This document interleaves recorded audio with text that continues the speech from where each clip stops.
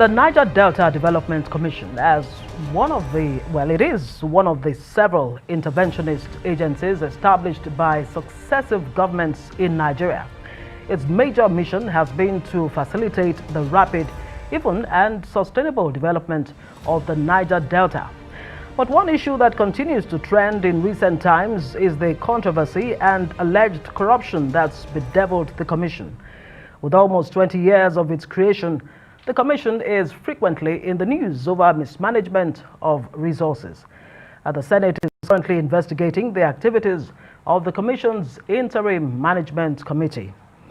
Now, the Minister of Niger Delta Affairs, Sen Akpabio, told the ad hoc committee that procedures were not followed in executing contract. Well, I'm delighted to have here in the studio a former governor of Akwa Ibom State, a senator in the 8th Senate, and Nigeria's current Minister of Niger Delta Affairs, Senator Godswill Akpabio. Good to have you on Newsnight. Thank you for having me. Thank you so much for joining us. We will come to those issues in the course of the show, but let's start from a very good place, from the beginning.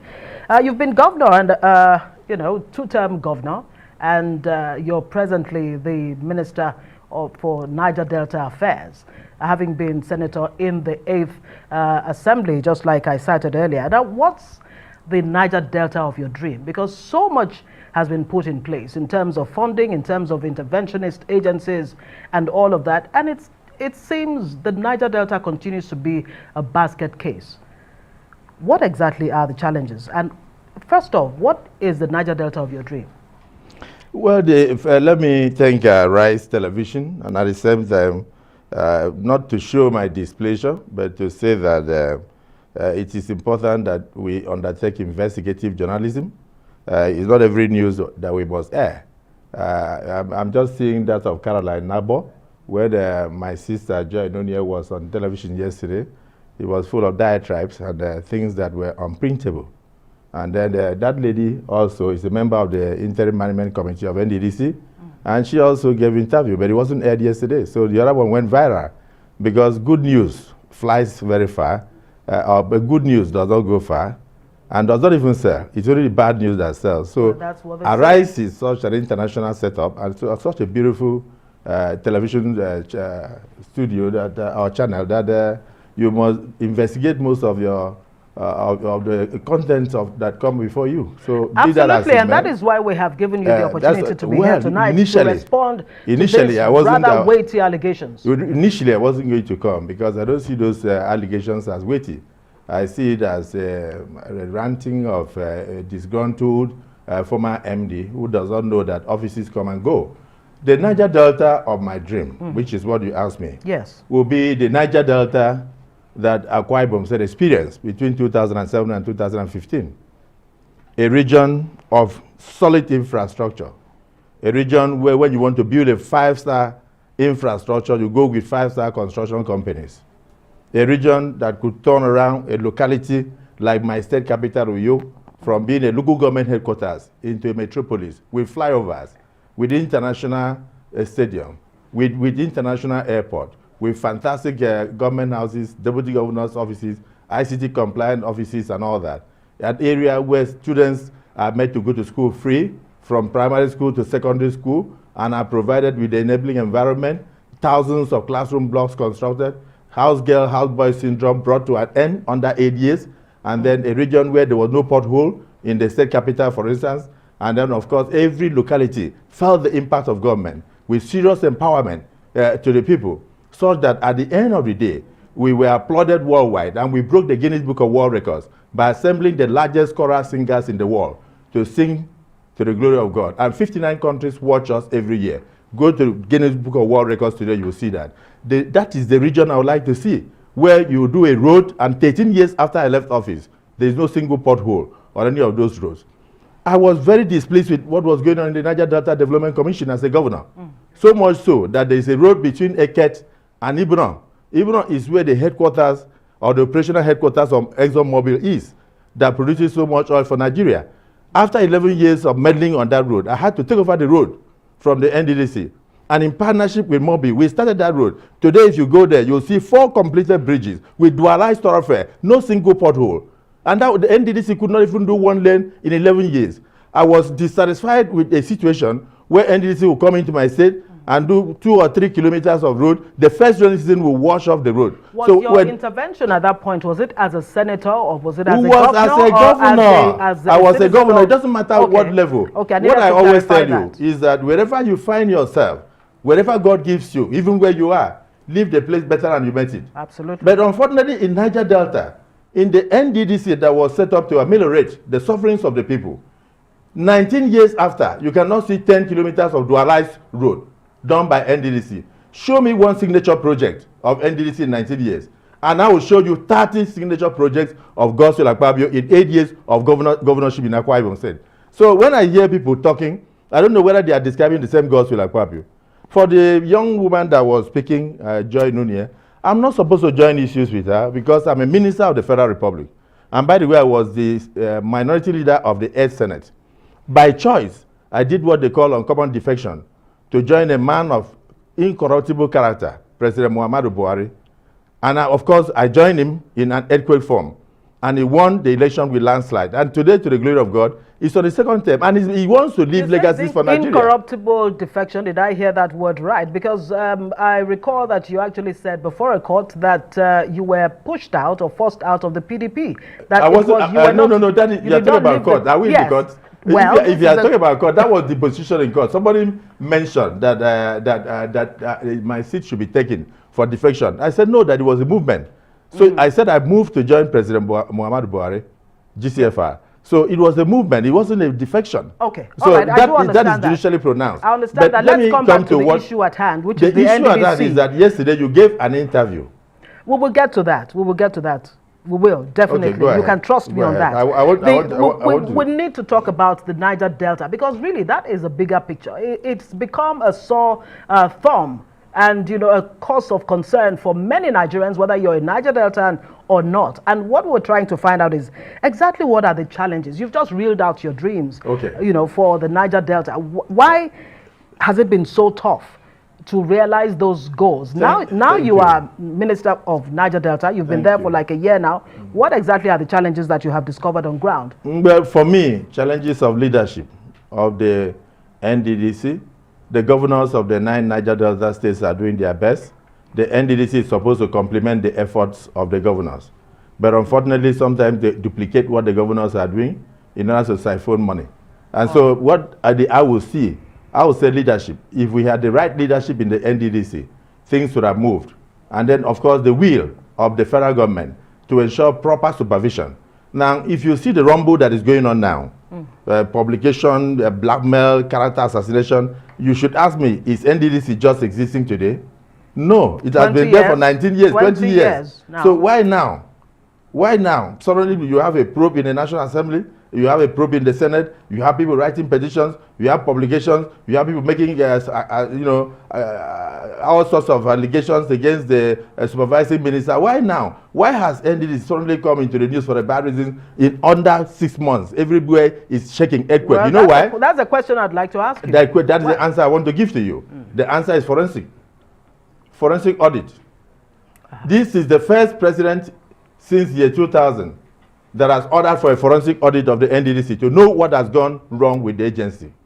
Because you cannot have so much trillions going in there and nothing is seen on the ground. So as soon as the forensic audit was ordered, the world went balam.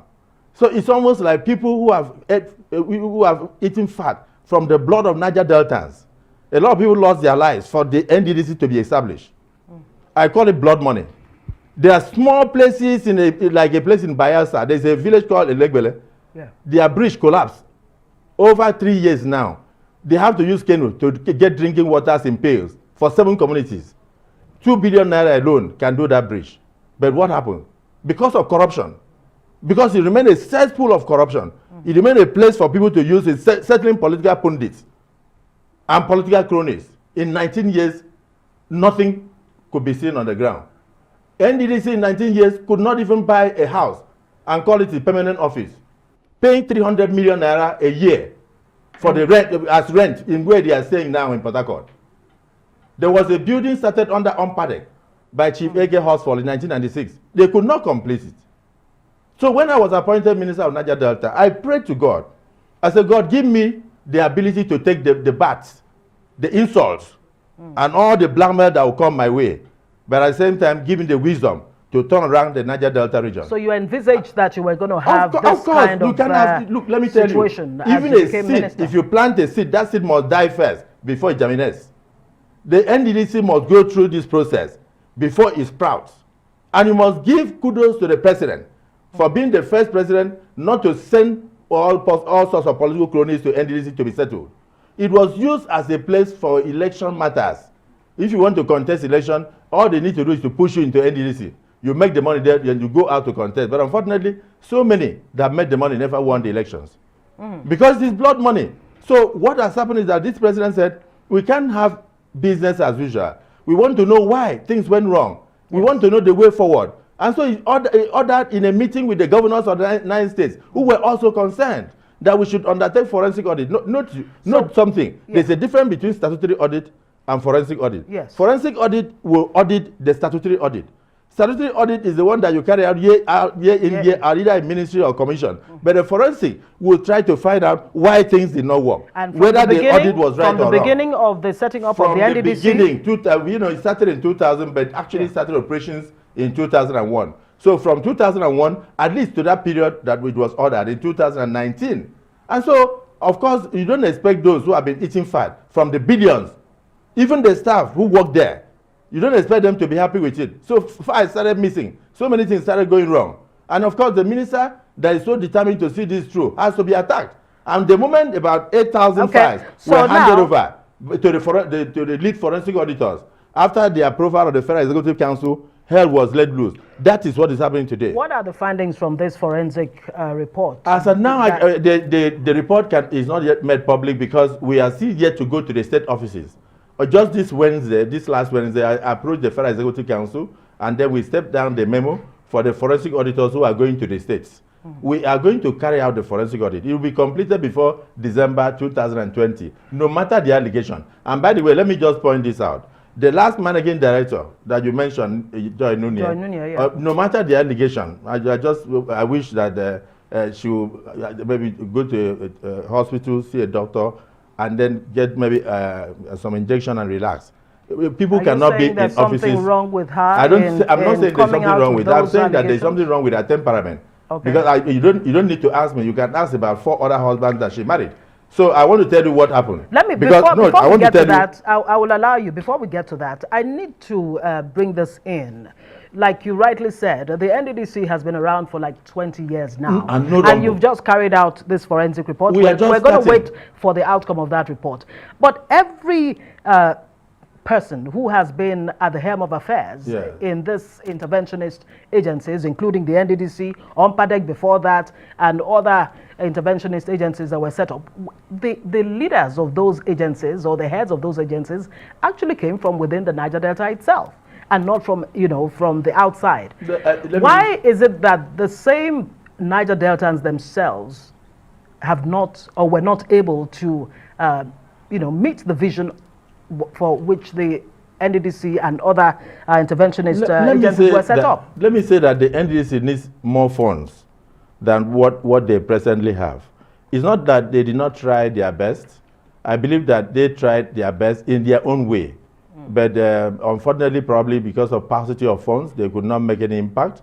But when we look at what the totality of what had gone in, we believe that if they were using the right contractors, and if they had love for the region, they would have done far, far, far better. I don't see why NDDC should exist in 19 years and worry to Sapele every year when there is rain, nobody can pass through. And then just 45 kilometers.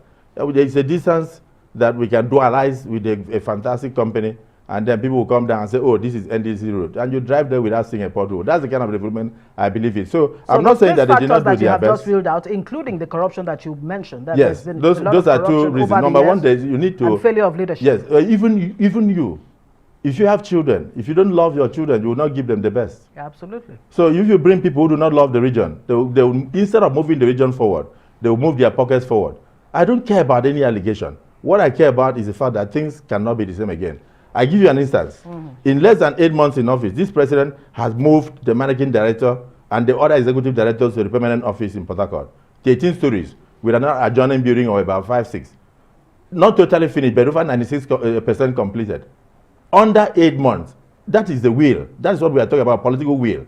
Yeah, but so, for an agency that you actually say that, you know, has paucity of funds, that does not have enough funds, how much bearing really would that have on the lives of people of the Niger Delta? For the fact that I went into Akwa Ibom and we didn't have all the funds, but the people experienced transformation, which was described by David McCrae, the then European ambassador, as transformation extraordinaire, which means uncommon transformation. I believe that with what we have in NDDC, we don't need to do everything. No regime can finish everything. I was just discussing with somebody before I came here, and I said, why I'm angry with what has happened in the NDDC is that if Peter, that took over from Jesus Christ in the Church of Christ, has stolen the pulpit, there will be no pope today in the Catholic Church. What has happened in the NDDC is that people go there, they attempt to steal the NDDC. And when you attempt to steal the NDDC, then it means that there will be no benefit for the people of Niger Delta.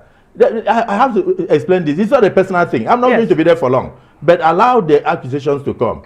Let us at least mention, I don't want to dwell on your last guest, but I want to just mention one reason. She was not relieved of her appointment because of corruption. She wasn't relieved of her appointment because why was she relieved? Because of the reasons. She was relieved of her appointment because of insubordination. My ministry that should supervise her wrote 7 letters to her. She never responded to one.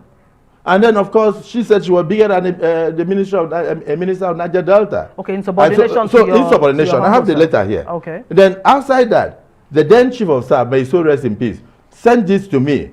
This was a petition from an anti-corruption agency, insisting that she did not have the requisite qualification to work as an acting managing director of a commission. Okay, the title of this, if I could read it, if you permit me to do so, a case of non-possession of valid NYSC certificate by Joy Nunieh, acting MD of NDDC, an urgent call for redress. And this is what she submitted as her only qualification on earth.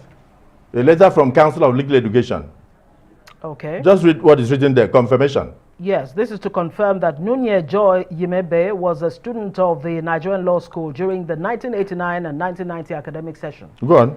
Yes, and she was mobilized for the National Youth Service Corps program for 1989-1990 service year. She has, however, informed us of the loss of her discharge certificate by a letter dated October 23, 2019.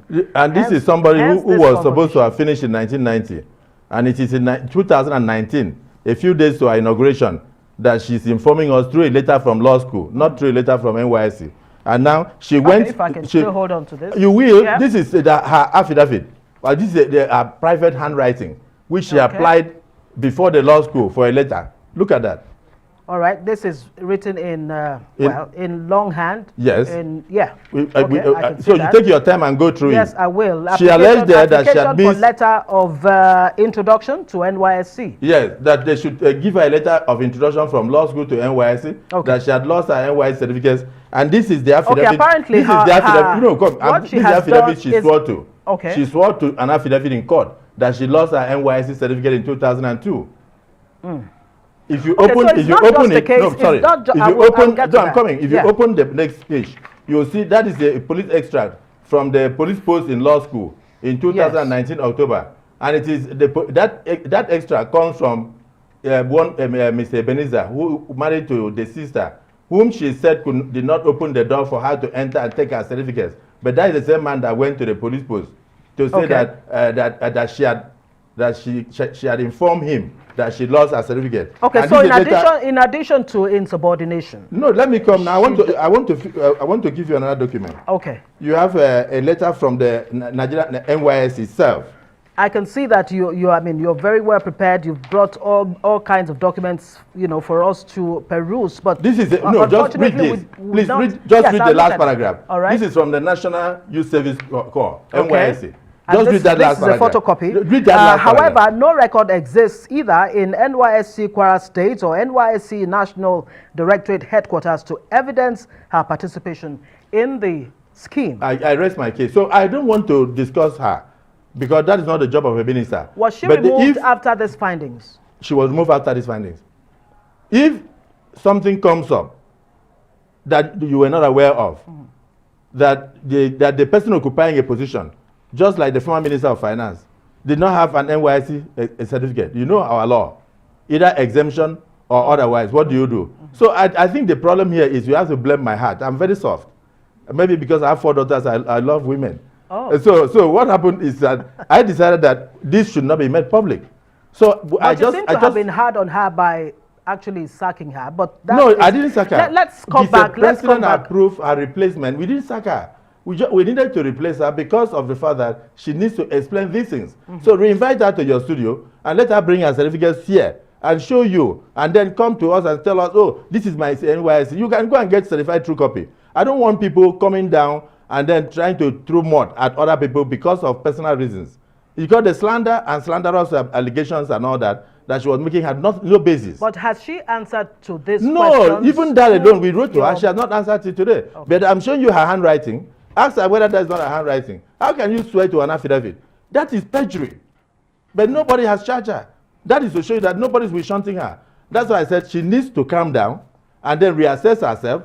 And then you also need to bring all the former husbands, at least bring 4 of them that she had married in the past, to this studio so that you ask them questions one after the other because it looks like a character problem. Will they have answers to her professional, they will have answers to her professional conduct? They will not professional conduct. That is not the issue. What is she a professional? Let her come and tell you first. But let them tell you about her character because what I'm seeing here is somebody comes up and then stands on television channel, wow, then the whole world. Nigerians love bad news. I'm not that type of person. I'm a minister, and my job is to protect the citizens of this country and protect the administration of Mr. President. I must tell you that even the President Buhari, was not aware of all these things because I did not want to bother the man.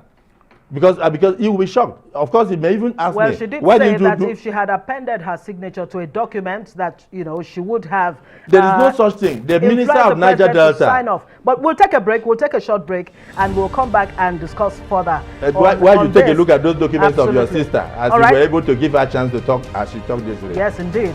Newsnight Nigeria continues after the break. Stay with us.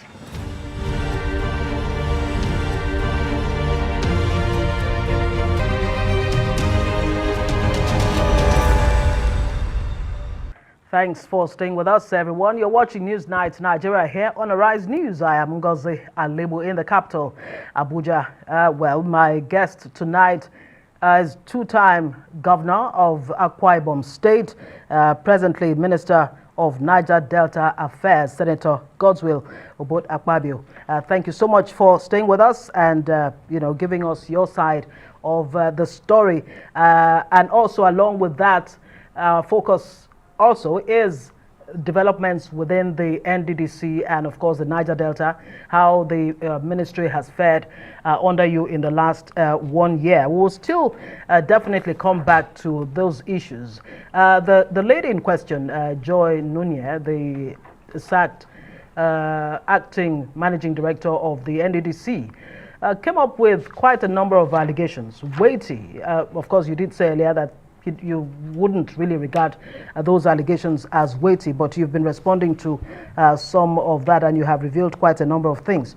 Now, the issue of procedure, when it comes to contracts within the NDDC, for many Nigerians, long before you came to the scene as the Minister of the Niger Delta, Niger Delta Affairs, the general impression is that there's a lot of sleaze, a lot of opaqueness, a lot of corruption, graft within the NDDC. And latest developments seem to underscore that fact and the concerns that Nigerians have had over the years. How would you respond to some of the allegations, not only from Joy Nunieh, but the the Chairman Senate Committee on Niger Delta Affairs, Peter Wamboshi, who alleged that you had influenced some contracts to the tune of 500 million naira. Another allegation of using 11 companies to get contracts. Another allegation also that 40 billion naira was spent between the months of January and March this year, right in the heat of COVID-19. And of course, you have actually called on the Senate to look at those issues of procedures when it comes to, granting or giving out contracts. How will you respond to this? Well, you've already given the answer, forensic. The answer is forensic. The forensic audit will throw up most of those things, the answers to all those questions. First of all, since I became a governor, not just the forensic audit, so the probe by the Senate of the IMC. Okay, let's start from the allegation of 500 million contract.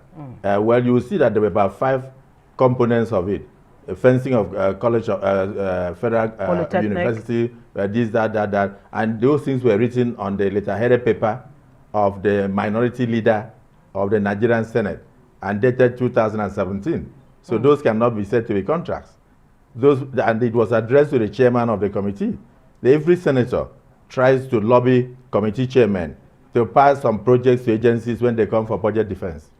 In my own case, if actually that was from my office then, it simply means that we were lobbying them to give us those projects in their budget. Of course, they did not agree, so none was reflected in the budget. And because of that, those things have not been done till today. So I've never had a contract in NDDC. Even when you make that suggestion, it doesn't mean that you are going to be the person to carry out the contract. Okay. When they go through due process, one person could win the bid. But you try to put something for your constituency. Every person does that because you want your constituents to gain from your representation in the Senate or in the House of Representatives or in the House of Assembly. So those things were not contracts. As a senator, are you under pressure to actually go beyond the call of duty, which is to actually make laws, to want to please your constituents by actually having concrete, projects on ground that they can actually see instead of, referring to some law that you've been able to influence? But I will tell you that every senator, such pressure? Every senator, every House of Rep member is under pressure. The reason is because of the endemic poverty in the system. We are not a developed society where you live next door to your neighbor and your neighbor is representing you in the Congress and you don't care because you have a job. You are busy. So Nigeria is such that because of the unemployment situation, a lot of people look up to their lawmakers. So most of them are under pressure. In some instances, they even want to go to them to give them money for startups in business and all that, even when their salaries cannot carry. So they are really under pressure. They would like to take something back. And when you have dilapidated infrastructure such as road, and in 40 years you have not been able to reach your community with your car, there is no way you go to the House of Reps or the Senate and you will not want to attract a road to your community. So most of them are actually under pressure. And for me, maybe because I was a governor and I had done so much, I did not see myself as a person representing a senatorial district. I saw myself as representing the entire Niger-Delta region. For instance, when I had the opportunity, I did solar powered borehole up to Ogoni, and then gave them a solar powered light. When people were investigating, they looked at it and they said, "Why did you go outside your community?" I gave medical equipment to AK Senatorial District, and I also made sure I gave them classroom blocks as constituency project in a place like Udumuko. I did the same thing for Uyo. I gave them ambulance. I gave medical equipment worth hundreds of millions, and also made sure that in Ibiono, I built classroom blocks for them. Those areas are not from my senatorial district. Okay. So for me, as a former governor, I saw myself, and also a minority leader, I saw myself as representing the Niger Delta. So today, I would say that as Minister of Niger Delta, I would like to see a change. I would like to reverse the modus operandi of the Niger Delta region, of the Niger Delta, particularly through the NDDC. And it will start with the procurement process? That's the point. Okay. There's an allegation that she was making, I saw it on AIT, that, that he asked me in the car to go and sack the Northerner. I'm not. Yes, and that's a very, very important question now, that you were asked. That he asked me to go and sack the Northerner, not to be the director of legal services. Yes, that's bad. I'd like you to respond to that. That's bad. I'm not that type of person. I'm only Northern friendly. Most people even saw me as a Northerner. As governor of Akwa Ibom said, my ADC was from the north, in Bauchi. My CSO was from Kano, Suleiman, throughout, and my Oddly from Kaduna. So I happened to be one person, because I was a senior prefect of Federal Government College in Port Harcourt. I happened to be the most northern-friendly governor from southern Nigeria. You go to Federal Polytechnic Gazaure, you go and see there where I built 280 bedroom hostel for them.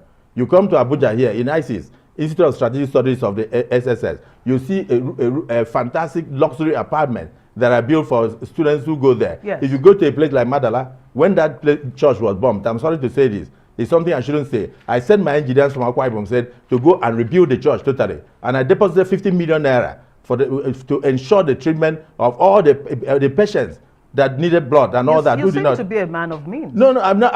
I did that through my state when I was the governor. And then I made sure over 5,000 Muslims went to the Holy Land in 8 years. So no other person can boast of that. And I have developed a lot of young people whom I have come across in Nigeria from the southwest to the north to the southeast. So I'm not that person that you come and give a toga of being a tribalist. That's so what this gentleman that you referred to, Kautungo, no, is still a staff. Is he still there? He's still a staff of the NDDC. Okay. What happened was that many of them were indicted by Auditor General's reports in the past. And then, of course, the forensic auditors, in writing, requested the management to send some of them on leave. So they said, okay, for the period of this audit, they can go on leave. And there are many, there are over 23 of them, a number. Even from Akwa Ibom said, you have one Okeme, who was even director of what they call PMS, very powerful. He's also on leave. You have another one, but who was director of due process. Okay. He's also on leave. And so, sending those Akwa Ibom people on leave, am I a tribalist? And so you come and mention only one name. Somebody who has been there for 29 years and nobody discriminated against him. If I was somebody who was anti-Nod or anti-him, wouldn't I have used my power as a governor to say remove him? I did not in 8 years. And he's still a staff. He's getting benefits. Right. Even this COVID-19 benefit that I found out in National Assembly, the COVID-19, he also received. That is even now the National Assembly due. All right, that particular issue is another matter entirely. Unfortunately, I know you have a lot. Time will not permit us, but I'm sure unfortunately, we could talk but you brought me here. You want me to talk? I'm going to talk. But I'd like you to actually address that because there are claims that about this 40 billion that was spent, but we'll have to leave that. May I tell you Let's leave that. May I tell you? No, we won't leave that. Okay. 40 billion is not missing in NDDC. Okay. NDDC, unfortunately, before President Buhari, had over 300 accounts in various banks and over 5 accounts abroad. But today, they have only 1 account. That is in Central Bank of Nigeria. You cannot take out 40 billion from the CBN without trace. Nigeria, the world has gone digital. Okay. So all the monies that I talk about are monies that they use in paying historical debt. And these things are before the National Assembly.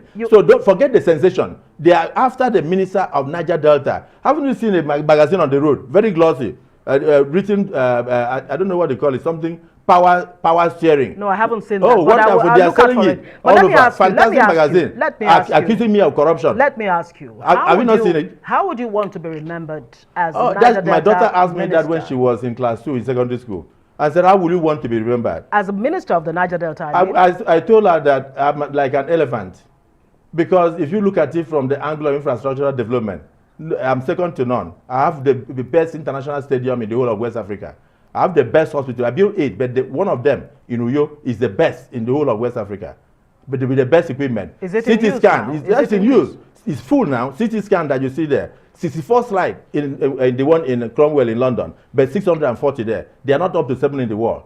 So if you look at the aspect of religion, I used to have the best choral group in the entire world, the largest. And then the whole world watch it in 59 countries. If you look at human empowerment, I stopped house girl, house boy syndrome, and I made laws that favor children. I provided free education, free healthcare for them. And in Niger-Delta, I'm going to shock you. Outside the fact that infrastructure will change with the cooperation of the National Assembly, the people will also get empowered. I have enough time to say thank you so much for joining us. Thank you. Newsnight continues. Thank you so much, Senator Sen Akpabio. It's been a delight speaking with you. I'll be happy to be here again. All right. My name is Ngozi Alebu.